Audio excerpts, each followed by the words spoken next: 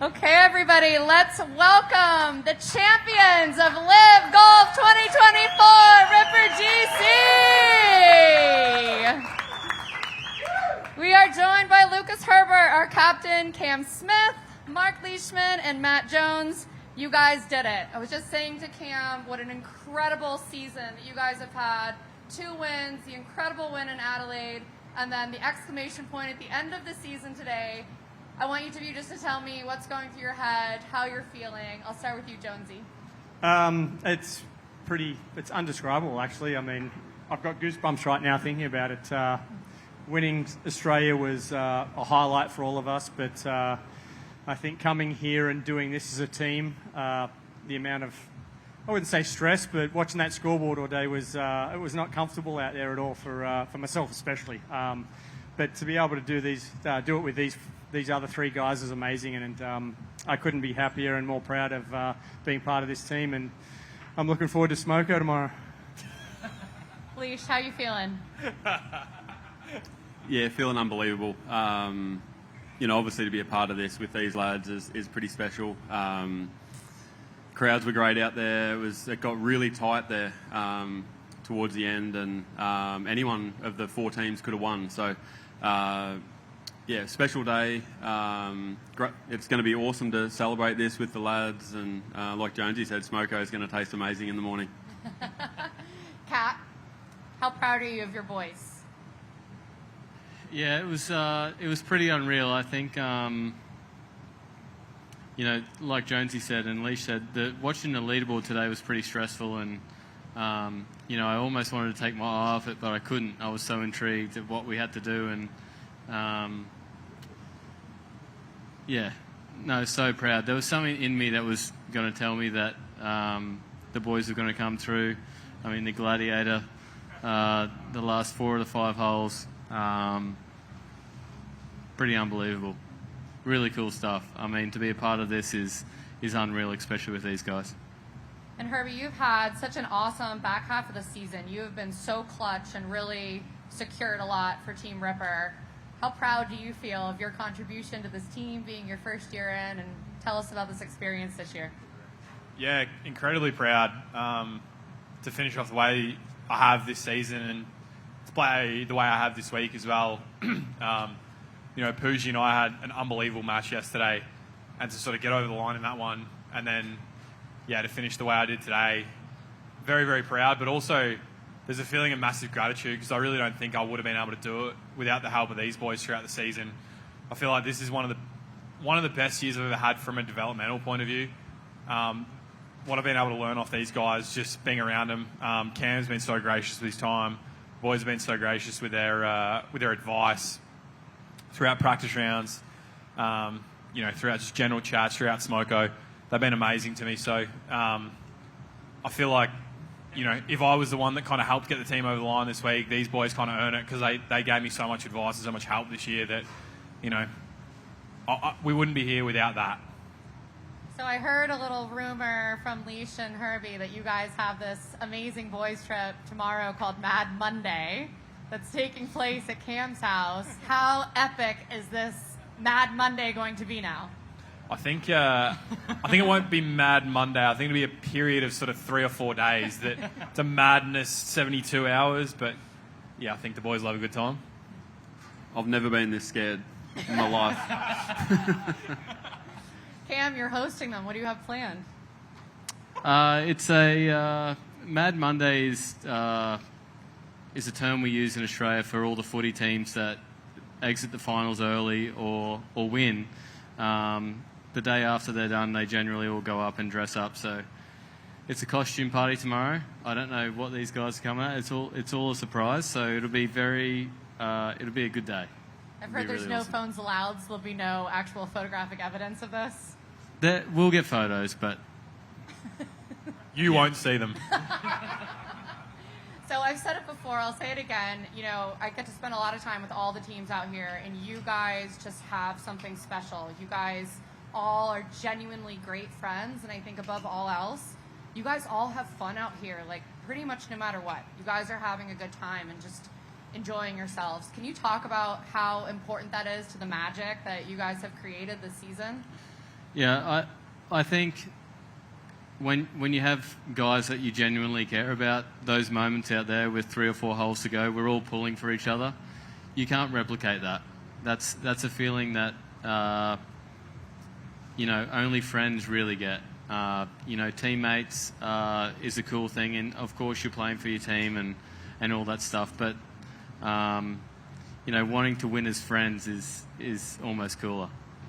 And what do you think? Australia's waking up. You think they're proud of the Rippers? They have a new solid sports team to root for globally. I hope there's some bosses fielding phone calls for taking days off on a Monday, because they should be. Absolutely. So just last one from you guys, just taking a moment reflecting on this entire season. Just tell me your best or favorite moment from the season. I'll start with you, Lucas. I think it's, no matter what happened for the rest of the season, it was impossible to top Adelaide.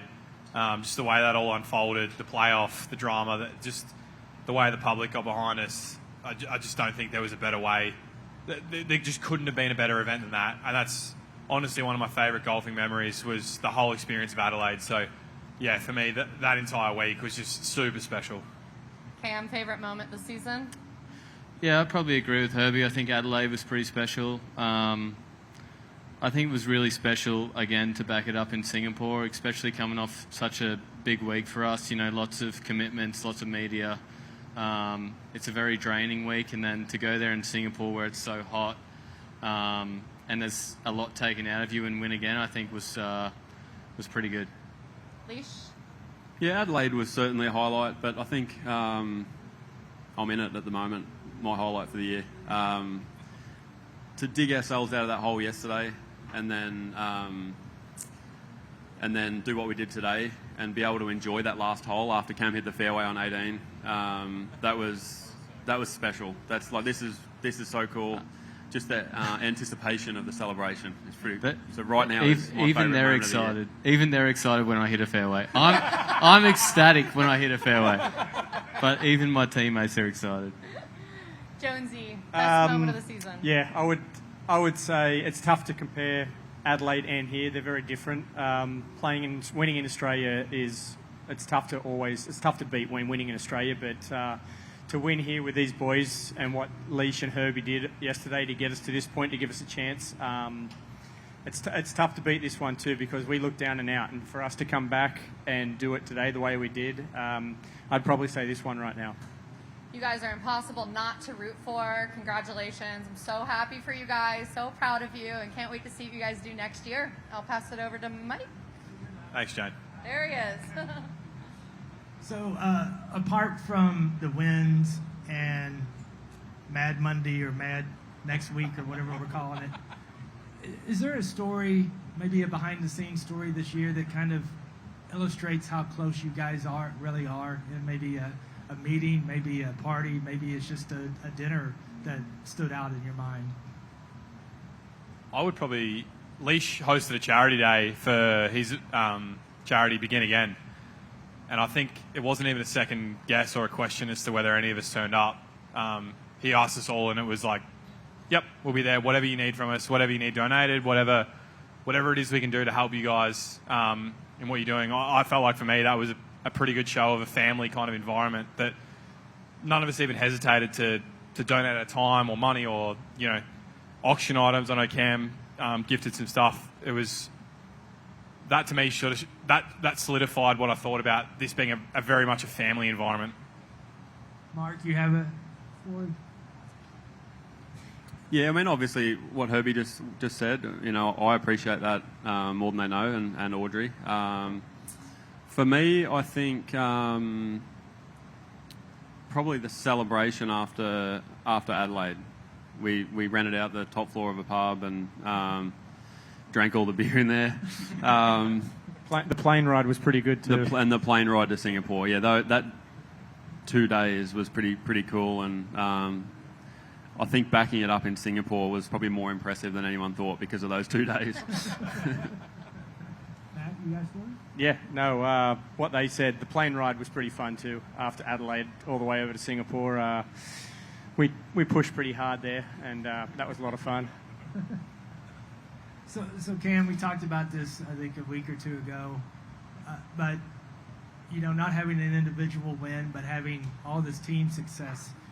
So how do you view the season through those kind of two prisms? I think it was a solid season. I think probably in hindsight, wish I had trusted what I was doing technically a little bit more. I feel like I've made some really good strides with my golf swing and hit the ball great some days and other days just not great, just purely because of, I guess, just trying to get better and trying to improve. And there's some shots that you used to play that you can't play, and so I think it's been a very good year technically for me. I feel like I've ticked a lot of boxes. For me now, I just really need to let things go and basically play better. It's not a thing of on the range. I mean, I get on the range and flush it and get out there, and it seems like I can't hit the middle of the club face. So it's been a very frustrating year, but from a team standpoint, I couldn't have wished for anything more. I mean, you're always digging deep for these guys, genuinely, and it's a pretty cool feeling to have, not having that before. And I can't wait for next year. We're going to be the same next year. It's going to be the same lineup, and I really think there's going to be some added motivation before I think we start in Saudi next year. So, being that Adelaide is going to be our biggest event of the year again, probably next year, I think there's probably some added prep and some incentive to defend that. And I think the biggest regret from all of us this year is just not starting off as well as we finished.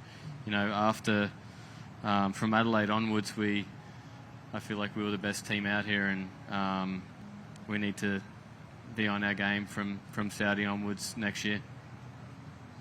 And Lucas, I wanted to ask you about bouncing back from the early double. Obviously, you had the great final stretch. When you were walking off after the double, what was kind of going through your mind? How did you process it? And I mean, honestly, how did you craft this incredible finish that you had? I was kind of frustrated. I said to Nick, I felt like I hit 6 good shots and made a double. Obviously, a drop in there as well.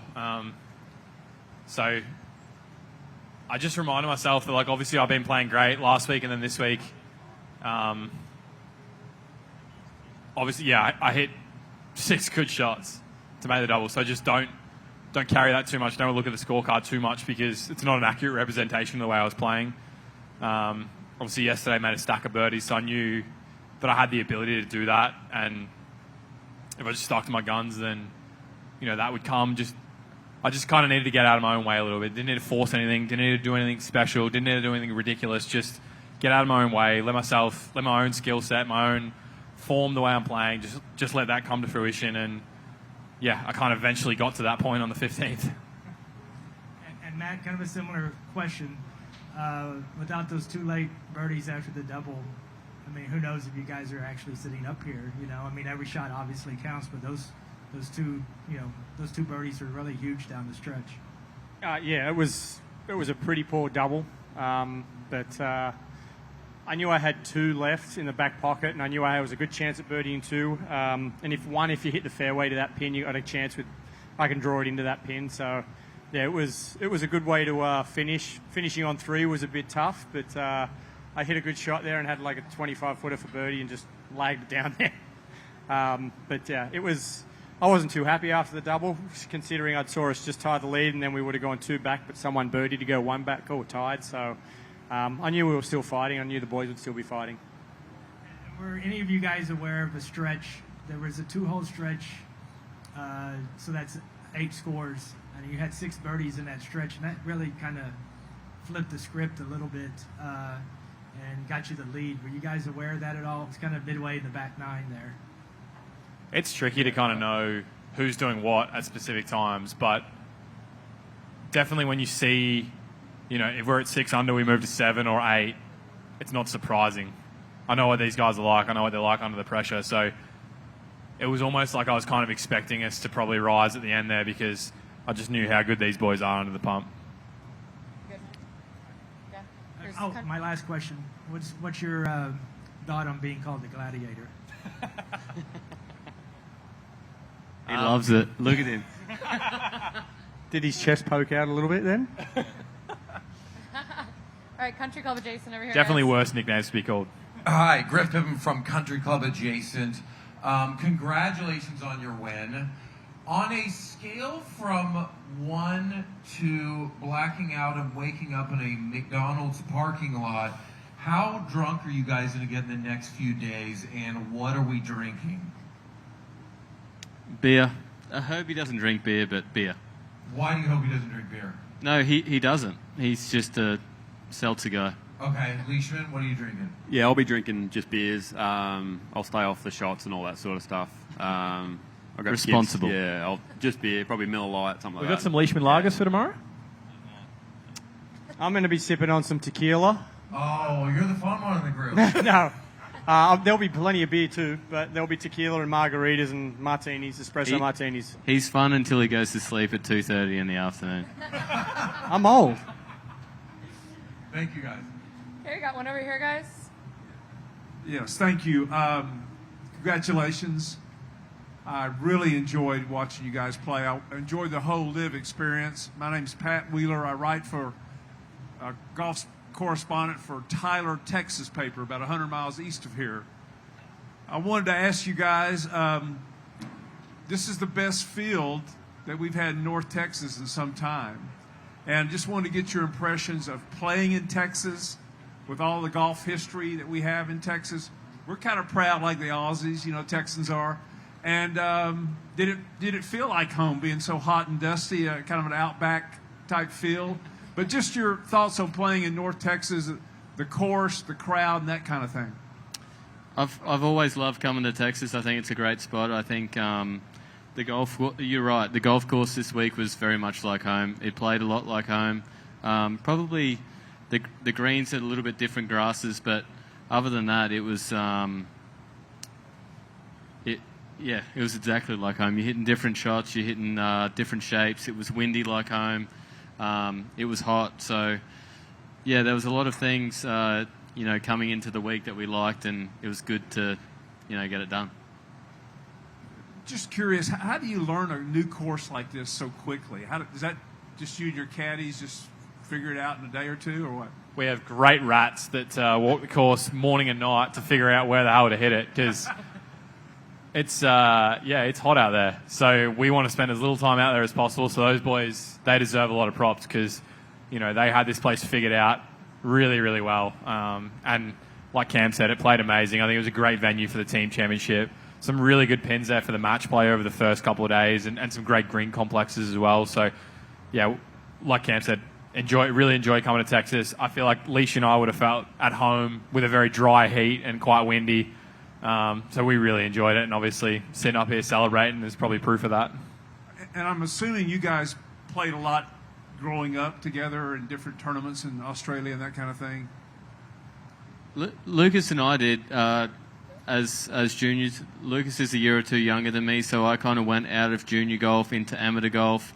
But we've known each other since we were probably 13, 14 years old. So, but we kind of went on separate routes to kind of get back here. So, it's been good watching his career, and he's done a lot of good stuff, and he's a great player. So, and he's going to be better again next year. And one final question. You've won an Open at St. Andrews. You won the Players. You guys have all won PGA Tour events. What does this feel like? I'm trying to get a handle on LIV, and just if you could just speak to that. Yeah, I've been in a lot of nervy situations, I think. But when you're playing for some other guys, there's no feeling like it. And I think that's what events like the Ryder Cup do so well, because you genuinely want to win for the other guys. You don't even, you want yourself to do good for them, and that's a feeling that is really rare in golf. And I think it genuinely makes you a better golfer too. When you're out there and times are tough, you're digging for these guys every week, and it's a pretty cool feeling to have. Great, we've got one over there, guys.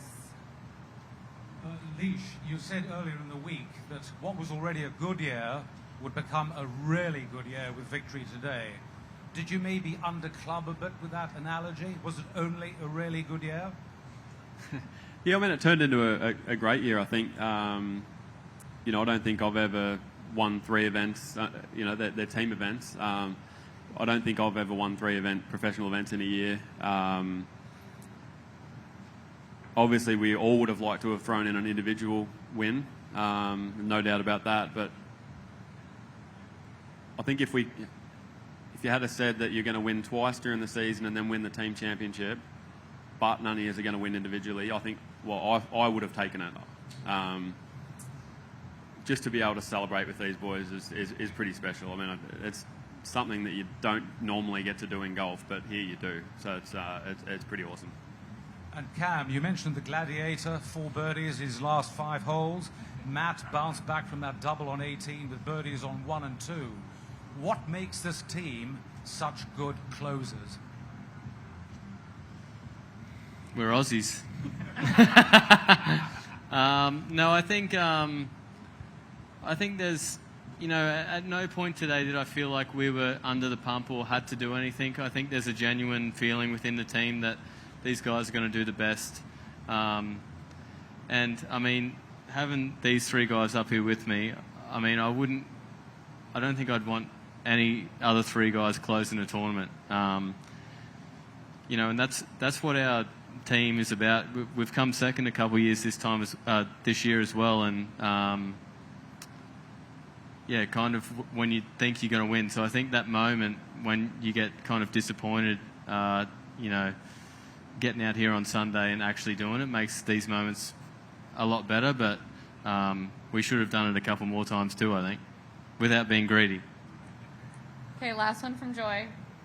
Hi guys, Herbie, I wanted to ask you, I was there when you won 2020 Dubai Desert Classic, and you've always been a great putter, but you seem to have turned into a clutch putter in this last 5-6 weeks of LIV golf especially.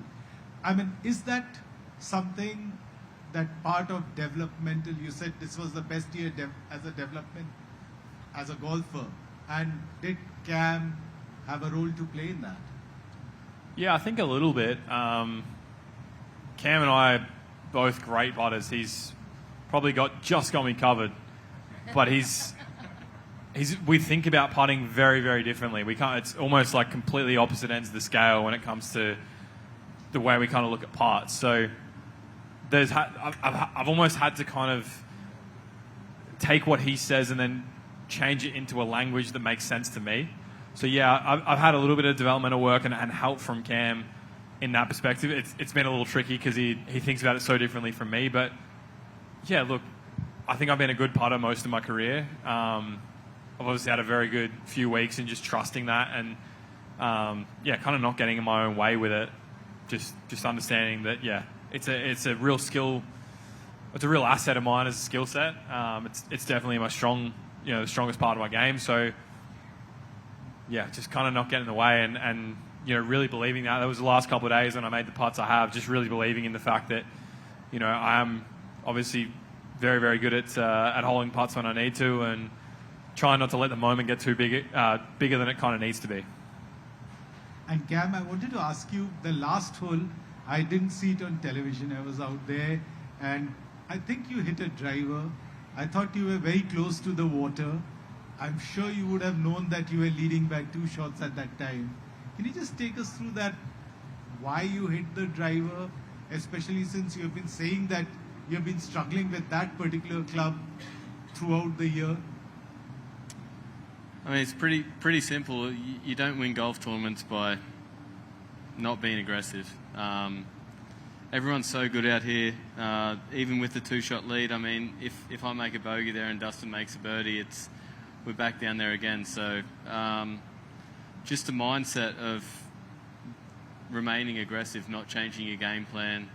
This is what I would have hit if I wasn't in this situation, why should I change it? So, and I felt actually pretty good with the driver all day today. I missed a few fairways, but a lot of good swings. So I felt comfortable over that one, and yeah, hit a really good drive. Probably the best drive of the week. Great. Guys, go get started on Mad Monday. Thank you.